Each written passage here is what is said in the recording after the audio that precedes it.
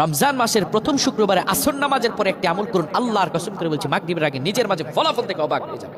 আপনার ঋণগুলো দূর হয়ে যাবে, আপনার বিপদ আপদ বালা মুসিবতগুলো দূর হয়ে যাবে, ব্যবসায় আল্লাহ আয় উন্নতি দান করবেন, মনের আশাগুলো পূরণ হয়ে যাবে। আপনি 1 ঘন্টার মধ্যে নিজের মাঝে ফলাফল দেখবেন ইনশাআল্লাহ।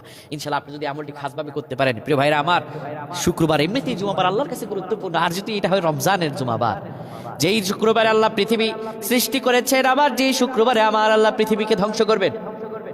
বড় গুরুত্বপূর্ণ বিষয় আমার ভাইয়েরা আমার, এই জুমার এত ফজিলত, এই জুমার দিনের উসিলায় আমার আল্লাহ কোরআন আল কারীমে একটি সূরা নাযিল করে দিয়েছেন, সূরাতুল জুমআ। আল্লাহ বলেন, শোনো ঈমানদারেরা, ইযা নুদিয়া লিস-সালাতি মিন ইয়াউমিল জুমআ ফাসআউ ইলা যিকরিল্লাহি ওয়া যারুল বাই। যখন জুমার আযানের জন্য তোমাদেরকে ডাকা হয়, সব কাজ বন্ধ করে দাও। জুমার আযান হয়ে গেলে মসজিদে চলে দাও। যালিকুম খায়রুল লাকুম, এটাই তোমাদের জন্য কল্যাণকর, এটাই তোমাদের জন্য উত্তম। বান্দা শোনো, তোমরা যদি তা জানো। জুমার দিন এটা আল্লাহর কাছে গুরুত্বপূর্ণ দিন। আসর নামাজের পরে আপনি বসে যাবেন, কারোর সঙ্গে কথা বলা যাবে না। আমলটা নিয়ম বলে দিচ্ছি, আসর নামাজের পরে বসে যাবেন, কারোর সঙ্গে কথা বলা যাবে না। কিবলামুখী হয়ে এই দুরূদটি 80 বার পড়বেন। কি দুরূদ?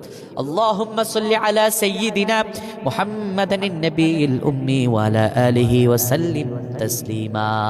এই দুরূদটি আপনি 80 বার পড়বেন।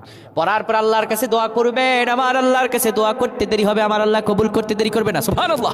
তাই আমরা আল্লাহর কাছে দোয়া করব, আল্লাহুম্মা সাল্লি আলা সাইয়্যিদিনা মুহাম্মাদানিন নাবিয়িল উম্মি ওয়া আলা আলিহি ওয়া সাল্লিম তাসলিমা। আল্লাহ যেন আমাদেরকে বেশি বেশি আমল করার তৌফিক দান করেন।